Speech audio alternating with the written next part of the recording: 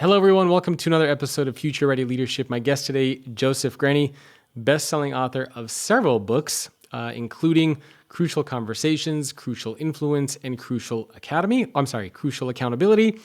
He's also the founder of Crucial Learning and the co-founder of the Other Side Academy and the Other Side Village. Joseph, thank you for joining me. Good to be with you, Jacob. So I was doing a little bit of snooping on you, and I found you have a pretty interesting background. So fourth degree black belt in Tang Soo Do, which I believe is Korean martial arts, right? It is nice. That's good research. Yeah. I saw that you founded one of the first computer stores in San Francisco at the age of 17. You served as a missionary in Tahiti, and you were mentored by both Stephen Covey and Albert Bandura, who's a world-renowned psychologist. I studied psychology at the University of California, Santa Cruz, and he was brought up there quite a bit. So I wanted to start off with your background because it's very eclectic, a lot of different pursuits, a lot of different passions in there. So tell us a little bit about you, how you got involved with so many different things, and how that led you to where you are today. But like everybody's life, there's a simple and a complex version of the story, but I'll do the simple version. Um, I was started down a technology career in 1976, 77 in the Bay Area in California. The microcomputer revolution was beginning. And so really you didn't need a degree to have credibility. In fact, if you had a degree, you didn't have credibility. And so I was a computer programmer on microcomputers, started a store working with small businesses, and finally landed a pretty big software development contract for a large telecom. And I created terrific software for them that nobody used. And I would go back to users and ask them, why are you not using it? Why are you not using it? Why are you not using it? And nobody was populating the database. And it just, freaked me out that I couldn't solve this problem until finally somebody pulled me aside and said, look, you're 17 years old. Let me explain something about how organizations work. If people put data in that database, they'll be held accountable to the data. This was a database that was supposed to be about cost reduction projects that people were going to be doing, and they didn't want to be held accountable. And that was the first time I encountered this thing called culture, that human behavior doesn't always move the direction you want. And I started realizing that as interesting as the technology career was, human beings were even more fascinating. And since then, I've been on this lifelong study to answer two questions. The first is, why do people do what they do? Why do we behave the way we do? Which I think is just an endlessly important question. And the second is, how do you help them change? And so since then, in the last 40 years at Crucial Learning, we've had clients from every industry group you can imagine. But just to give one quick example, we've worked with hospitals where we discovered that the sixth leading cause of death in the United States is healthcare. Now, that sentence was properly expressed. The sixth leading cause of death in the United States is healthcare, I meaning also the saw sixth most. I saw another study that even said it was number one. Mm, I think fairly recently, due to I don't know if it was the same research that you found, but it was due to medical error. that's exactly what I'm getting at. Yeah. And the kinds of errors that cause the mistakes that cost people their lives are the same errors we made last year and the year before and the year before. These aren't one off idiosyncratic situations. And so, once again, we try to get our heads wrapped around how is it that these well intended, highly trained professionals can collectively repeat mistakes year after year after year? That's the question. Why do people do what they do? And then the second one, how do you help them change, is about saving lives as well as saving customers and money and organizations. And so that's been my career. Very cool. I lived in San Francisco for around a decade of my life, but being there in the 70s was probably a pretty interesting time. A lot Uh, going on and it continues. yeah, I mean, it changed quite a bit. How many years were you there for? Well, I grew up there. So, yeah, from 1960 until 1970, 1985 or so. Okay, so you were there. There was the Charles Manson connection to San Francisco. So you were there right around that time where all the madness was happening. Was all happening, absolutely. In fact, some of the very first computer gatherings, the Homebrew Computer Club in Berkeley, California, were going on at that time. And here I was, 16, 17, 18 years old, hanging out with these people who were smoking pot and changing the world. And, all of this craziness was going on. And yeah, that was the time. You didn't try to sell a computer to Charles Manson at the time, did you? Well, I lived across the street from him, but that's a whole nother story. Get out of here. Absolutely. It was after he was incarcerated. So, He's right Wow. now in California Medical Facility in Vacaville, California, and we were right across the street. Wow. So did you ever see him in person? No, my dad did. My dad was a representative of our church there, and Wow. Manson's a terrific manipulator, and so I think he tries to draw people in different ways at different times, and so he wanted a representative of our church to come in and talk, and so Dad went in and had a lengthy conversation. Dad was a criminologist, and so I think he was well Mm. prepared for the conversation, but interesting guy. He was a fascinating story. It ties back to influence, right? His ability to persuade, to influence, to convince people. I read the book that the recent Netflix documentary was based on. The book was called Chaos. And it Mm, was just a fascinating book about Manson, the connection with some of the CIA stuff with MK Ultra. I mean, whether you believe it or not, but it was just fascinating how it was all put together. And just his mm, ability to influence and manipulate and coerce. It was, I mean, from a criminologist and a psychology perspective, I think is very interesting. Obviously, he did very horrific things, but mm. just from kind of the brain perspective, I thought was so interesting. Yeah, Um, it is, and but if you want to take it from the ultra extreme to more mainstream, you look at today and our politics. And I think no matter how your politics align, you have to come to the conclusion eventually that any human being can be made to believe almost anything. And so all of us are within influence bubbles of different kinds and come to our politics and our religions and our point of view through a lot of sources of influence that are invisible to us. And that yeah. again is why this is such an urgent and important concept to me, or field of study, because us understanding what's shaping us is the key to us being agents in our own lives. This was the central message of Albert Bandura's work, that if you want to live an agentic life, a life where you're actually determining your own direction, you have to be conscious of all the things that you're unconscious of right now that are shaping your attitudes and your behavior. Yeah, and that's even going to become more challenging as we see a lot of AI, the influx of technology, Mm. the ability to create fake audio, fake video is just staggering. I did an experiment, I think it was last year. I actually did a full podcast episode. It was audio only, but it was my voice cloned. And nobody was able to tell. I uploaded a Uh, couple hours of just my podcasts to a platform, and then I used ChatGPT to create a script. I fed the script into the AI platform, and it read 40 minutes of a podcast for me using my intonations, my voice, my breathing patterns, everything. And it was scary. I even sent it to some friends, just like small clips, and they couldn't tell it wasn't me. And so, wow. yeah, so the future of all this stuff, I think, is going to be very interesting and fascinating. How did you get involved with Tang Soo Do? Fourth degree black belt in there. And then I'm also really curious how you got connected with Albert Bandura and with Stephen Covey. I had his son, Stephen M. Covey, on the podcast a little while ago as well. Good man. Yeah, he was a Yeah. business partner of mine. We worked together for a number of years. So Stephen MR is a great friend. Really, Tong Sudo came into my life the same way everything does in everybody's lives. It was influence. I was 12 Mm. years old, skinny kind of kid with no reason for anybody to pay attention to. And one day sat next to a guy who looked like this, gnarly, dangerous stud. His name was Pasito Magaway. Just went to his 90th birthday party on Saturday in Vacaville, Wow. California. Just a remarkable man, quiet, self-confident, self-disciplined. And I learned that he was this grandmaster in the martial arts. And so I asked him if he would teach me. Our family was short on cash, and so I didn't have much to offer, but he kind of took me under his wing. And for about 15 years, I studied with him. Wow. And he shaped the person I became. He helped me to realize that, well, as a skinny 12-year-old, all I wanted to do was learn how to hurt people, that there was something way more important than that, and that was learning to be somebody. And he helped develop a character and a set of ethics in me that I'm forever grateful for, and had a chance to thank him for on Saturday. Do you still practice? I'm a lapsed black belt. In fact, there were some of his other black belts there that claimed that I used to be able to beat them, that wanted to prove that they could do it today. And I said, it's not going to be that hard. So I've been hitting books rather than bricks. Yeah. And then how did you get connected with Albert Bandura and Stephen Covey?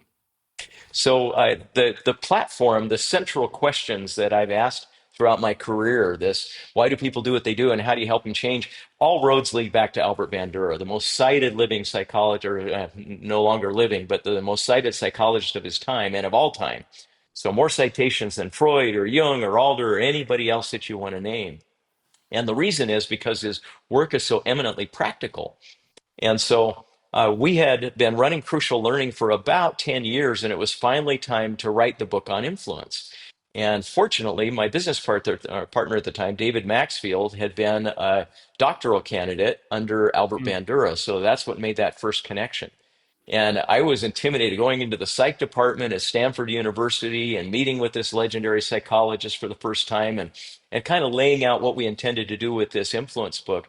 He became our mentor in helping us find the case studies around the world of people applying good social science to solving just massive problems that ultimately had their origins in human behavior. And so that began a friendship, and he was then a mentor to me in starting the Other Side Academy and the Other Side Village, and a terrific human being. Wow, very cool. Yeah, you got a chance to work with and interact with some pretty fun people. Mhm. So let's talk a little bit about the idea of influence because I think this is a very interesting topic, especially in today's business world. So I think in your book you had 6 sources of influence, which I thought maybe we could start with those. And influence, again, one of the reasons why I think it's so important is because, especially if you're in a medium or large size organization, everyone has their different ideas, their perspectives, things that they want to get across. And you might have the best idea in the world, but if you can't influence people to move in the direction of that idea, then what's the point? And I think a lot of people struggle with this. They feel like they have really good ideas. I mean, I've certainly been in that situation before where I feel like I have this great idea and I try to convince somebody, oh, how can you not see it? And right, it's being able to influence people and get them to take action is just as, if not more important than having the great idea and the great product and the great service. So let's start high level with what does influence actually mean to you? How do you define it? And then maybe we can unpack what those 6 sources of influence actually are. Yeah, happy to.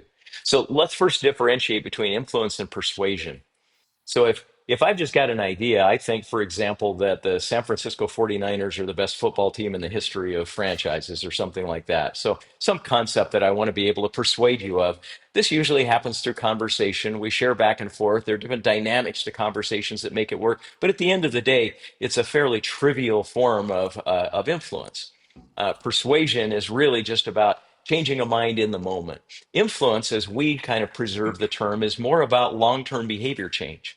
So when we Mm, talk about influence, we in fact define leadership as essentially an influence problem. Leadership is intentional influence. It's a systematic process for helping people behave in ways that produce entirely different outcomes in a sustainable way. So okay. that's how we look at influence. So if I want to give an example of an influence problem, for example, if in a hospital people are not washing their hands often enough before and after contact with patients, and therefore creating what's called hospital-acquired infections and costing lives, that's an influence problem because they've been behaving a certain way for a long time. And getting 10,000 people to Yeah. behave differently to produce a different outcome, this is a much more intensive challenge. And so Okay. that's how we define influence. So, like getting you to eat healthy, to exercise, to stop smoking, stop drinking, those would be the influence versus if we're having a debate about, who's the greatest NBA player, and I say Michael Jordan and you say LeBron, which obviously it's Michael Jordan in that case. Uh, and, But and I I get you to, digress. and I get you to change your mind and you say, yes, okay, I agree, it's Michael Jordan. That would be more of the persuasion. Correct. Ah, okay, interesting. So then in a corporate setting, I suppose both of those are important, right? One is changing long-term behavior, and maybe that is what would be a good example? Changing a strategy, Sure. moving the business in a different direction. But there's also you need. To me, it seems like you need to have a series of persuasive moments to lead up to influence. No, like I have to convince you of my argument. I have to convince you of certain steps that need to be taken. And is there a connection? Like, do you need a series of Mhm. persuasions to get to long-term influence, or are they totally disconnected? Yeah, so let's take on the larger question first, and then we can look at how the persuasion moments might fit into it. So, if we're looking at long term behavior change, acquiring new habits in order to produce better outcomes, There are six different forces that shape our behavior, and most of them are invisible to all of us. So if you think of this as a window grid, so a window grid that's 2 by 3, it's got two columns of little window panes and 3 rows of window panes. And what we try to urge people to do is to learn to look through all of those. So if I've got a doctor that's not washing her hands consistently before and after contact with patients, for example, you got to ask yourself first, why is she doing that? Why is she behaving the way she is today? There are two Yeah. broad answers to that question. First is a motivation answer, the second is an ability answer. And so when people do a certain thing, they do so because they've answered two questions affirmatively. The first is the motivation question: do I want to? Is it going to produce an outcome that I want? And the second is, can I? Hmm. And so unless people can answer both of those affirmatively, they're not going to take that behavior. They're not going to adopt it. But now the world Interesting. gets complicated because there are different things that influence whether I want to or whether I can. So, for example, if I want to understand this situation of somebody washing or not washing their hands, there are things inside of me, what we call personal motivation and personal ability, things inside of Joseph that determine whether I want to or whether I can. Do I care about it? Hmm. Do I understand about hand hygiene? That's the ability side. Do I understand what the requirements are for healthy hand hygiene? Am I motivated because I understand the potential trajectory of germ transfer in a hospital institution? So lots of things affect inside of me whether I want to and whether I can. But now Yeah. again, the world gets even more complicated because then there's social motivation and ability, the people around me and how they shape whether I want to and whether I can. Here's what we know. You take a doctor who's been in a health system where nobody washes their hands, drop them into the middle of a social system, a hospital system where everybody does. It takes about 45 minutes before they start realizing they need to behave differently. And that's all social influence. It has Wow. nothing to do with something inside them. It has to do with me picking up signals that say, wow, people behave differently here. They dress differently here. When you and I walk into an event, we're unconsciously cueing in immediately on where do I fit? Where should I sit? Yeah, is it front or the back? And am I dressed appropriately? And there are all sorts of social signals that we pick up all the time that affect whether we want to and whether we can. And so we know, for example, that you can dramatically accelerate compliance with hand hygiene if you just get a culture where people remind each other, where people will say, hey, you forgot to wash in. And if everybody does that consistently, I don't care how stubborn or arrogant the doctor might be, they're going to change. And then finally are all the non-human factors that affect whether you want to or whether you can. The non-human factors, for example, what we call source five, social motivation or structural motivation, are incentive systems. So if you can flout the rules here and it never dings you, you're not going to lose your privileges.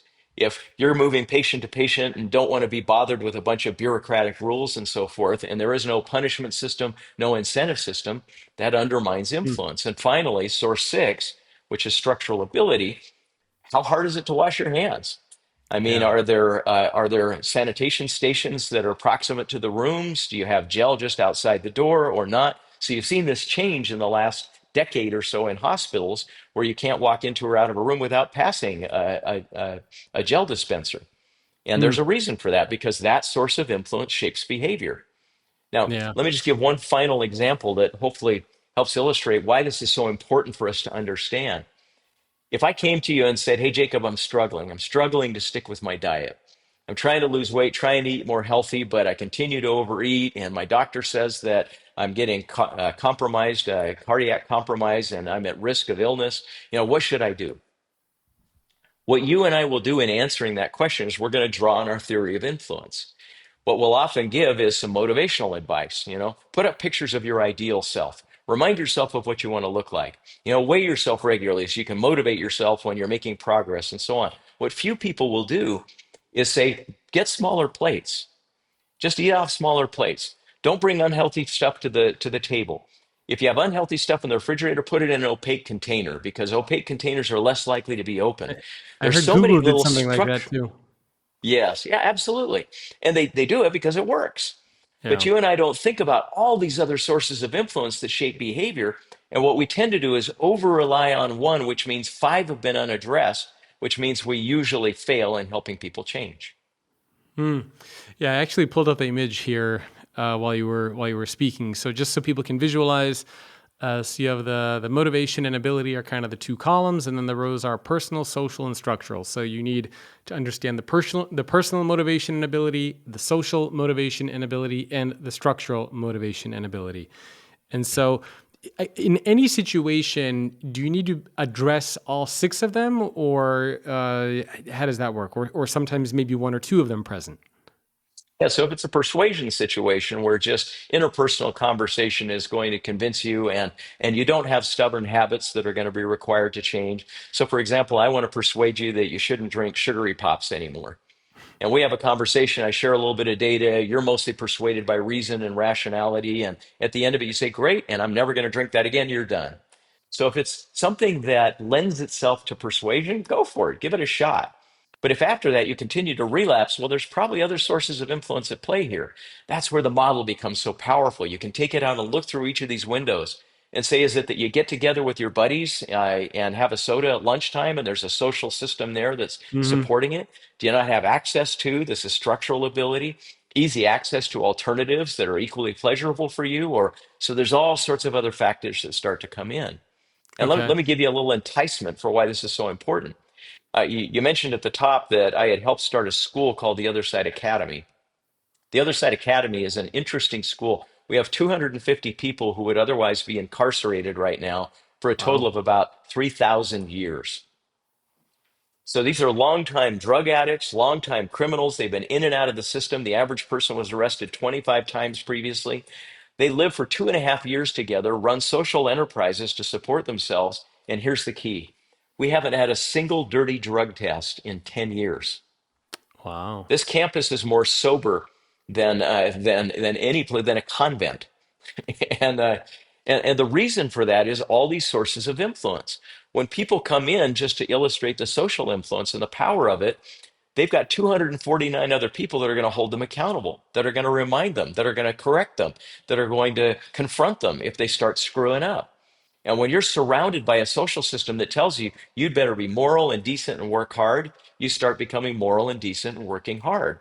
When you Hmm. go to prison, by contrast, they say be immoral, indecent, and hurt people. Guess what you're going to do? You're going to be immoral, indecent, and hurtful. I don't care who you are. None of us are bigger than the sources of influence. So if we want to change the world, if we want to change organizations, this is what we need to understand.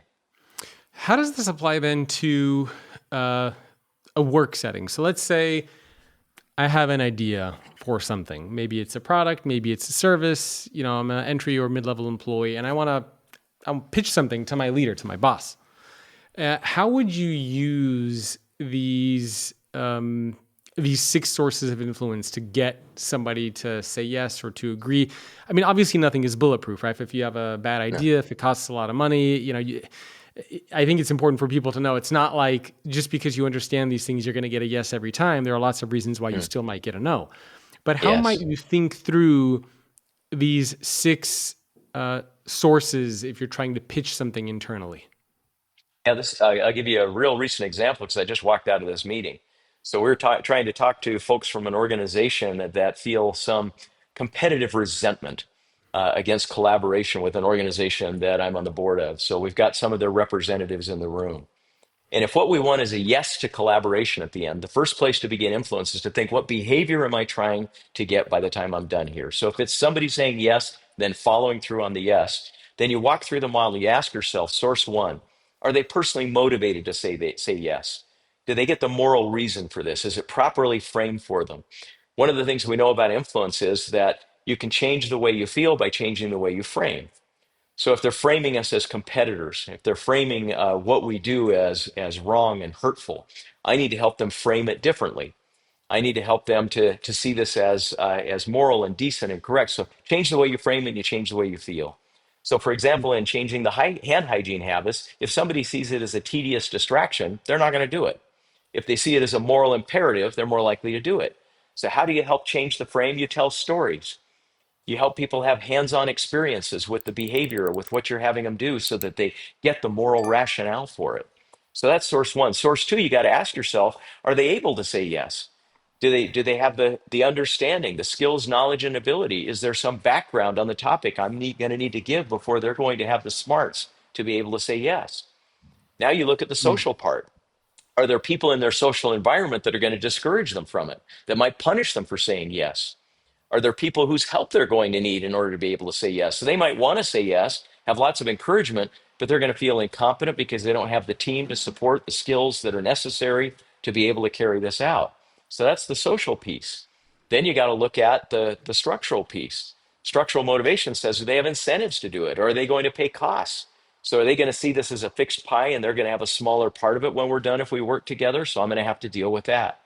And then finally, do they have the tools? Do they have the information? Do they have all of the structural support they're going to need to say yes? So in most every situation, you ought to look through all of these, because if you haven't addressed one, it might be the reason they say no.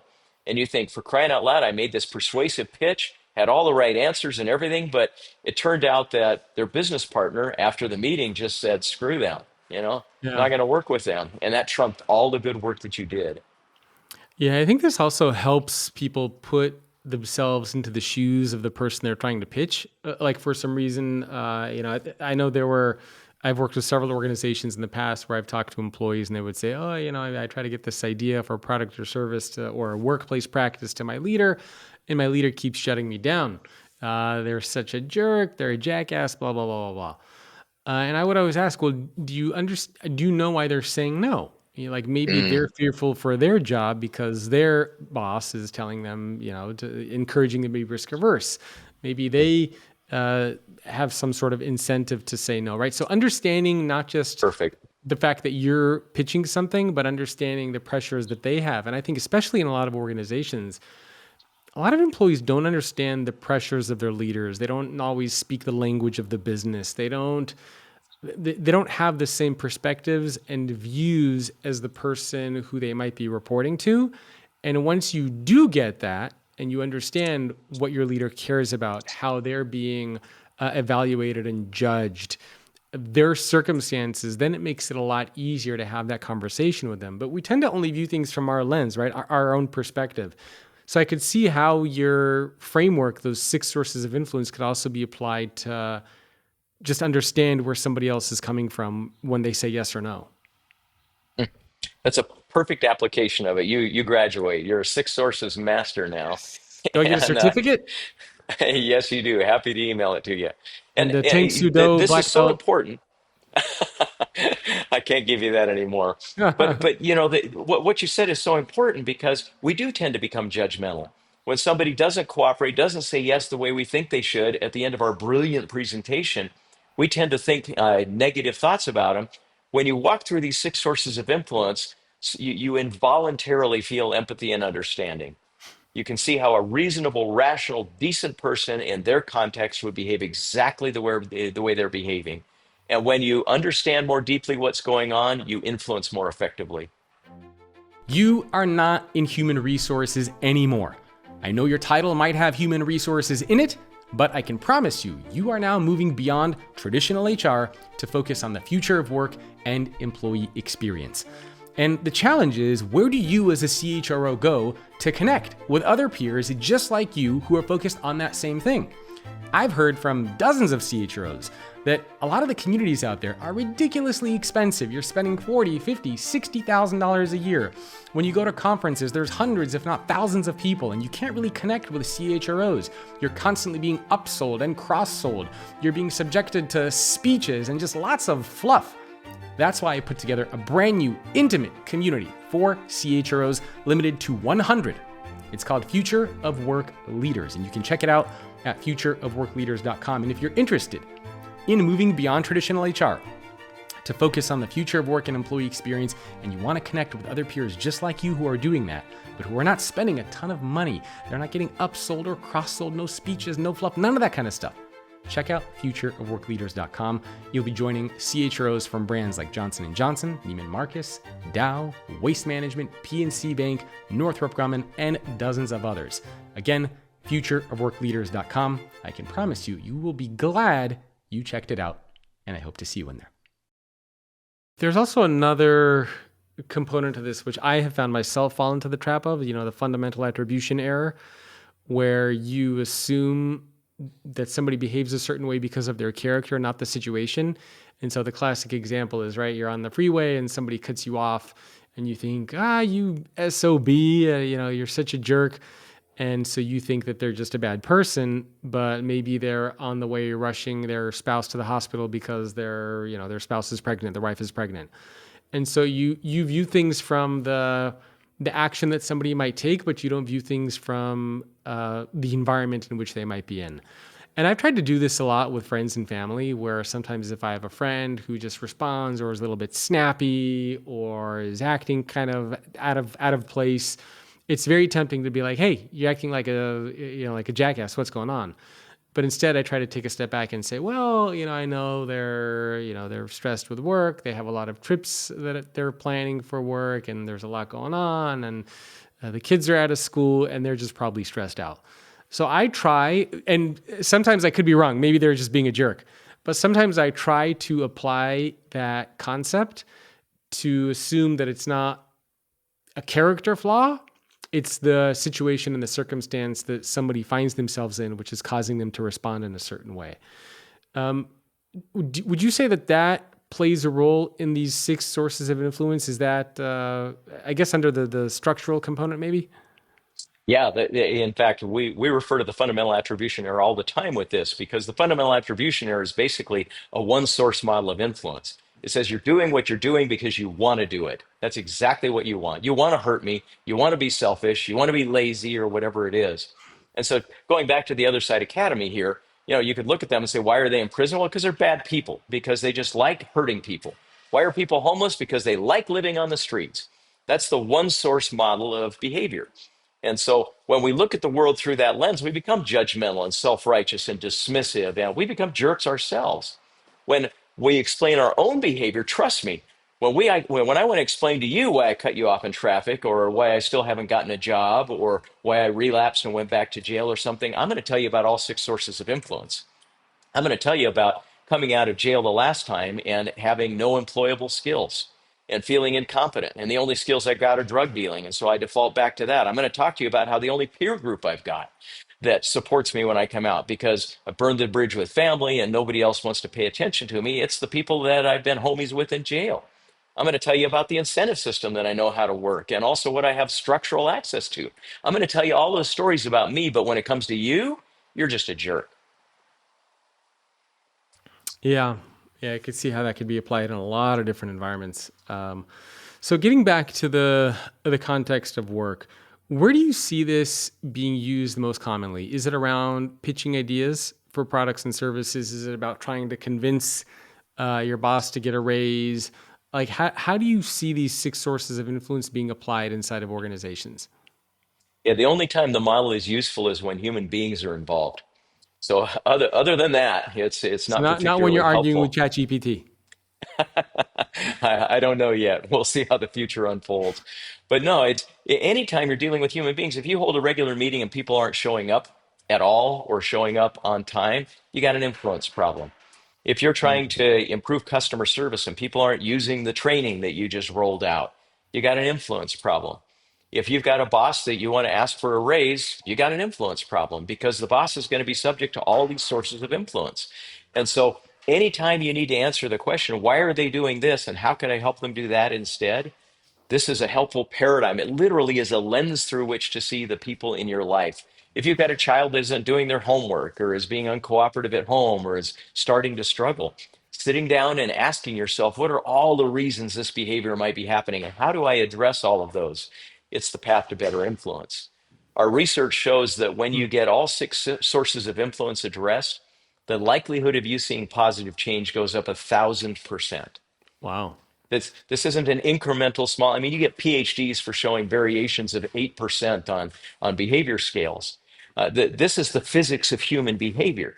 And so we don't have any proprietary claim on all these sources of influence. All this is a way of collecting what the social sciences have been learning for the past 80 years and putting it into an accessible model for people like us. Where does stuff like credibility, like trust, come into play? Because I know that one of the other common themes that we talked about employees and mid-level employees, but also leaders struggle with this, right? I hear from a lot of leaders, right? I mean, I'm struggling to influence change. I'm struggling to get employees to do X, Y, Z. And sometimes they wonder, is it because I don't have credibility? Is it because I don't have trust? Is it because I don't have likability? Maybe people, don't fear me and maybe they should a little bit.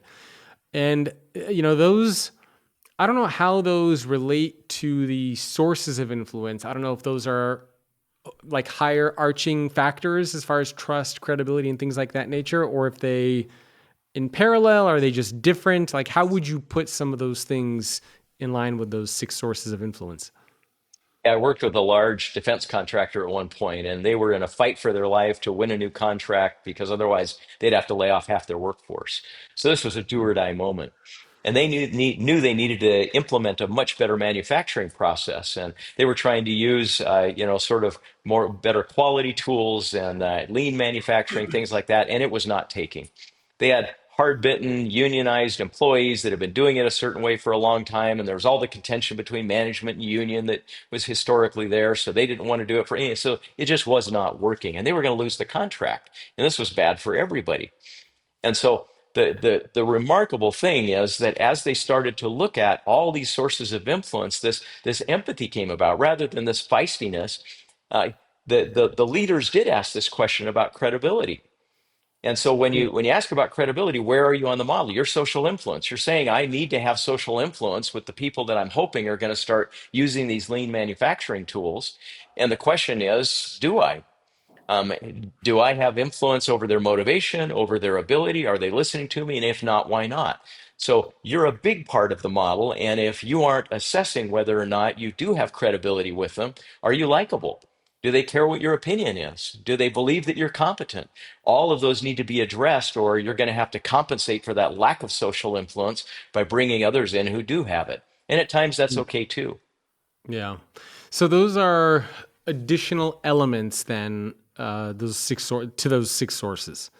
They're under social influence. They're part of Oh, social they're all under. influence. So okay, so credibility, try all that stuff would go under the social element.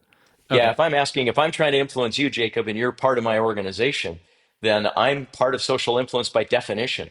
got it, There got are it, two got it. Okay, primary elements of social influence in an organization. One is the formal leaders, and the other is the informal leaders. okay, And if formal and informal leaders are not using their influence to create motivation and ability to adopt change, people won't change. okay. And how do you spot which one you're lacking? So again, let's take the leader example. And I'm having a hard time influencing people. And by the way, I suppose we should also differentiate the difference between influencing versus commanding, because if you're in a leadership role and people report to you, technically you can tell them to do something and they have to do it. Otherwise, they get reprimanded. Maybe they'll get fired. Maybe they'll get moved to another team. But you But can that's kind of influence tell. also. Yeah, Yeah. that's commanding is influence too. It just has some consequences associated with it. Yeah. And you can kind of tell if you tell somebody to do it, whether they're doing it because they are bought into the idea or because you're forcing them to do it. Like with my kids, for example, I can tell sometimes, I have a 8-year-old daughter and she competes in chess tournaments and, we do chess homework and stuff like that. And sometimes I can tell when she's doing chess because she's genuinely into it, like she's doing it because I influenced her and I say, hey, you can be really good, you should do it. And she'll be like, oh my God, yeah, I'm gonna go play some games and do my puzzles. Or other times when I say, hey, you should do your chess homework, and she's like, oh, fine, I'll go do it. And she's doing it just because I told her to do it, but other times Mhm. she's doing it because I prompted her, but because she wants to. Yeah. So for leaders who are trying to get their employees to, and by the way, when you want to do it, you add more of that discretionary effort, right? So when my daughter is forced to do chess homework, she's looking at the clock. Is 1 hour done yet? But if she's doing it because she wants to, she looks at the clock and says, oh, I'm just going to do one or two more puzzles. Like I'm going to play one more quick game before we stop. And so you get a little bit of that discretionary effort as opposed to just kind of the bare bones, the minimum of what's required. So then as a leader, if I'm trying to influence people and get them to get bought into something, I guess the first thing that I need to figure out is which one of these six sources are the roadblock. Yeah, Mm. how do you do that? Do you just go ask your employees like, hey, how do I, why are you not going above and beyond? Like, what's the deal? How do you figure that stuff out? Yeah, so let me go back to the command versus engagement question. Then we'll return to this in a second, if that's okay, because Sure. that's an important one. If you look at the three different motivation sources, source one, three, and five.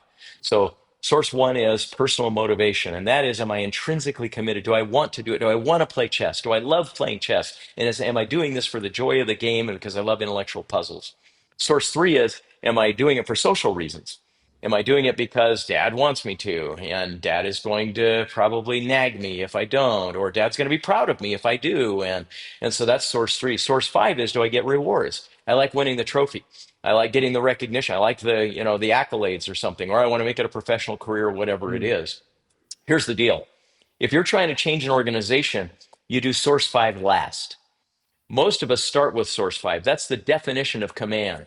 So if I come in and say there are going to be consequences if you don't obey, that's Yeah. extrinsic motivation. That's source five. That always carries unintended consequences with it. You're always going to have some negative. People are going to foot drag. They're going to undermine you behind your back. It might work once, but it's not going to work the fifth time. People quit and leave or what have you. So the beauty of the sources of influence is it shows you the order with which to try to work on motivation. Source I got to one pull that chart up first. again now. Yeah, source one first, three next, five last. Source five should be last. Most organizational change efforts, you talk to executive and they say, change the incentive system, start evaluating people in their performance appraisals. That'll get them to change. No, it won't. Yeah. What it'll do is it'll get malicious compliance. And Well, so one of start with source one. one of the areas where I think just hearing you talk that I think is we see this today is the whole work from home, return to office debate, right? Mm, And because a lot of organizations, and we can debate. Yeah, I'm curious to see where you stand on that too. But we see a lot of organizations that are trying to influence their employees to come back to the office, which I suppose would be influence instead of persuasion because it's a longer term behavior change. And we see companies take a different approaches to this, right? Some companies are trying to lure their employees back to the office. Maybe we'll give you an incentive, a reward, extra pay. We're going to have perks. We're going to make our offices more beautiful. And then you have other organizations like a JP Morgan Chase or like maybe a Goldman Sachs who are saying, you know what? You want to work here? You're going to get back to the office. If not, you're not mm. going to have a job. Your choice. Source five. Yep. Exactly. And so but it's interesting because I feel like a lot of these organizations, like during the pandemic and post-pandemic, a lot of companies just let anything and everything slide. They were very lenient. They were very flexible with everything because they were trying so hard to attract and retain talent. So part of Exactly. me wonders, is there a time when Source 5 is needed, where it's necessary, where it's good and accepted? Because I totally get what Jamie Dimon, the CEO of JP Morgan Chase, is saying, right? I mean, he came out and said, hey, look, enough is enough. Like, we've been doing this for years. We've tried this. It's not working. I see people not paying attention on Zoom calls. I can't get a hold of anybody. We have bureaucracy. Decisions aren't being made in an effective way. We're done. Source 5, all the way. Let's go back to the office. And then again, other companies are like, well, what can we do for you? I'm curious what you think of those different approaches and if Source 5 sometimes is just needed. Yeah, yeah, absolutely. If the problem is urgent and life threatening to the organization or the individual, then take command because you're not Mm. worried about convincing somebody's heart and soul. You just need their feet to move or you need their Yep. hands to move. So if that's what you want, absolutely do that, and then realize that there's going to be a mess made of it if you start doing it repeatedly. So the problem with doing this in a case of return from work or return from home, going back into the workplace, is that you want people coming back motivated and engaged. And so what hasn't been done is the proper order: source one, then source three, then source five. So source one is ensuring that people understand that it's costing us right now. There's a moral case and there's a personal case to be made for returning to work. There are a lot of people that feel lonely. Their mental health isn't as good. They're missing the stimulation of the workplace. There are so many arguments for framing this in a way that is attractive and would be personally motivating to people. Now, is that going to fix the whole problem? No, of course not. But it's at least going to lay the motivational groundwork for then source three. Source three, you've got to make sure you've got leaders from top to bottom in the organization buying the case for change, seeing it's costing the organization, seeing we're less competitive, seeing our customers don't like it as much, Mm. seeing the employees, by and large, aren't enjoying it as much. So you got to bring them along. The next group you got to bring along to get social influence, sources three and four, is the opinion leaders. And so you ought to be figuring out who are they throughout the organization, the ones who have credibility because you don't. If you're Jamie Dimon at the top, and I'm Joe Blow down at the bottom, what you say is just sort of corporate speak to me. But Yeah. the handful of people in my life whose opinions I trust, if I have a conversation with them and they say, you know what, I've been going back in a couple of days a week and my life's better now. I'm going to be thinking a little bit differently. So the question becomes, how do you identify those opinion leaders? How do you then systematically move them along and give them direct experiences with what you're trying to create? And then eventually you're going to have the laggards to deal with. Mm. Eventually you're going to have a lot of the middle mass that have moved along, and you're going to have some that just say, hell no, I won't go. Yeah. And at that point you say, make a choice. And that's Yeah. okay. But if Okay. you if you do source five without source one and three, you'll always pay a price. Okay. So you said source five is okay when the organization is under some sort of a threat and when you kind Mhm. of need direct kind of movement or action. Correct. Okay. Um, so then going back to the original question I had, how do you know which one of these are missing or lacking? So again, I'm a leader of a team. I'm trying to influence people, and I can. They're compliant. They're doing stuff, but I can kind of tell that it's not. I don't know. I don't get the above and beyond. I don't get the discretionary effort. I don't get people who look like they're really enjoying what they're doing, but they're doing it. How do I figure out which one of these six sources are lacking or missing? Smart leaders always have an opinion leader strategy. They always do. Some may not call it that. They may not formally organize it that way. But if I've got 100 people on my team, if I'm smart, I've invested time in figuring out who are the people in the bowels of the organization that are kind of down in the front level or the mid level or wherever else, whose opinions really matter, who have credibility, who are listened to, and you develop Mm. relationships with them. And you vet policies with them, you vet concepts with them, you bring them along and they bring others along for you because you're never going to have the social influence they do. So, when you need to diagnose what's missing, what do? If you've invested in these relationships, that's who you bring together and you have them tell stories. You say, all right, the last opportunity we had to do a lean implementation, it didn't work out that well. Why not? Tell me about it. You got three or four of them together and you have enough trust built that they're going to talk to you and say, you know what, you put us through 3 days of training. And then about 8 months later, you asked us to use the tools and we've forgotten 90% of it, but no one wants to admit that. So instead, they act all pissy and resistant when the real issue is we feel stupid. We feel clumsy. We feel incompetent. You'll get these stories and you go, social or personal ability, source two. That's the problem here. And you continue to listen to stories from opinion leaders, and you'll start populating each of these windows, each of these sources of influence, and understanding which are the most resistant or which are the unaddressed areas. Okay, so the opinion leaders, and I've heard this called, I don't know, like in an official peer advisory board, like just people on your team who you can trust to give you Sure. candid and honest feedback, Yep, who have your best interest in mind, obviously. So I that's guess it's right. important for every leader in a company to have people that they can turn to who, hey, let me grab you a cup of coffee. I'm curious. What do you think? Be honest with me, and kind of make decisions based on that. Yeah, and if you're low enough in the organization, it's a small enough population you're trying to influence, informal works fine. If you're a CEO and you've got 500,000 employees working for you, you're going to need a more systematic strategy. And that it's important to identify the right people. If you say, all right, who wants to be an opinion leader out there, you're going to get the suck ups. You're going to get the people who have no credibility that just know how to really sort of kiss up the butts of management or something, Yeah. and you're going to have the opposite effect. So there are easy ways in our Crucial Influence book. We describe simple strategies for identifying the opinion leaders. You use some of those and they pop up pretty easily. And Okay. oftentimes they're people that resent management because you haven't invested in building trust with them. If Yeah. there's a bad attitude about management leadership or your current strategy in the workforce, you can bet the opinion leaders echo that strategy. So Hmm. they aren't necessarily people that are easy to talk to in the first few rounds. Well, I know we only have a couple minutes left. Maybe we could talk just about a few strategies, and then if people want the rest, they can obviously grab the book. But let's say, well, maybe you can give one or two strategies on how to identify the opinion leaders. And I know we don't have time to go through all six sources of influence, but maybe you can pick one or two that are your favorite. That let's say you identify that that's a problem. So, for example, maybe it is number three, harnessing peer pressure, or motivation number one, like make the undesirable desirable. So, let's say you spot and identify, hey, that's the problem.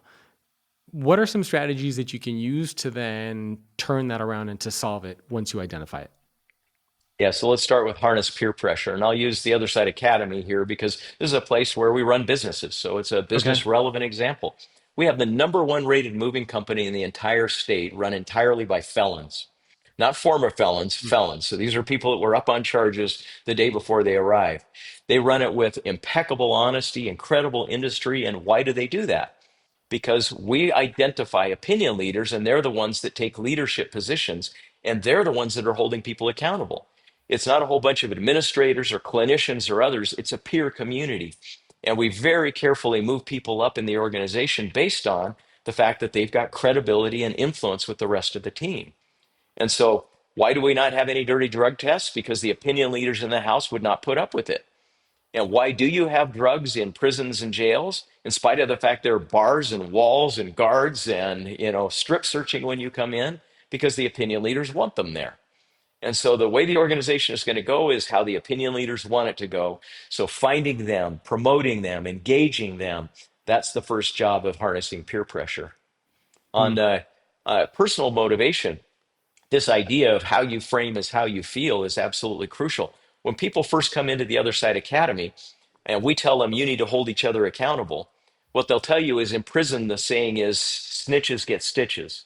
Yeah. If you call We've all people heard out and that. you hold them accountable, yeah, you get stabbed.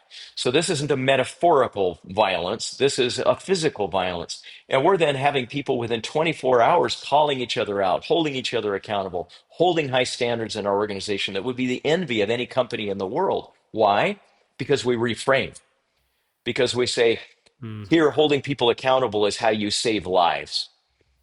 If you don't call people out, you're basically killing them. They're going to go back to prison, back to jail, and on the street.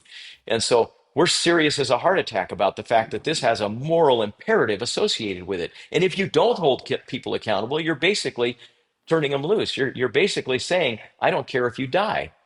And so that conversation happens a dozen times every day with brand new people that come into the house. And when they frame it that way, when they see it that way, they feel a moral responsibility to they change how they feel about correcting each other. Yeah, that's interesting. And I guess so in the corporate setting, seems like very applicable, right? So same type of situation. I mean, obviously not with felons, but I think the context there is just the same. So then I guess depending on the problem that you have with each source, you have different actions that you can take to solve that particular source of influence. Yeah. Yeah. So source one, it's all about reframing and storytelling to to create a different moral frame. Source two is Okay. deliberate practice. Source three is opinion leaders. And so there are all So, and you these have different different elements. techniques for each one. Exactly. Okay. Is there one, and we can wrap up on this, is there one overarching, or maybe two overarching techniques or things that leaders or that employees in an organization can do to help build their ability to influence? The primary one is to learn to see the world through all six. And as I said before, this makes you literally 1,000% more effective at creating rapid, profound, and sustainable behavior change. Whether it's as simple as getting people to show up on time for a meeting, fill out a report well, or transforming an entire organization. And so the meta skill really is learning to see that behavior is complex. And until you understand all these determinants of their behavior, you're going to continue to fail, whether it's as a parent or as a leader. So it's almost as simple as just kind of having that little grid next to you, and then when you go to meetings, when you talk to people, just say which one of these six do I think is missing or lacking, or maybe which ones am I doing a really good job of? Yeah. And by the way, do you need all six in order to be able to to have influence, or can you just really excel at maybe two or three out of the six? You better learn all six. Now, it doesn't Okay. mean in all cases all six need to change. If you've got three working for you and three working against you, then you'll find some people are changing and some aren't, and it might just take one to tip it a little bit more.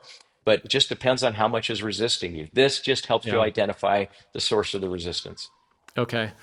Joseph, this has been awesome. I feel like I could have talked to you for another hour or so about all this stuff. Where can people go to learn more about you and anything that you want to mention for people to check out?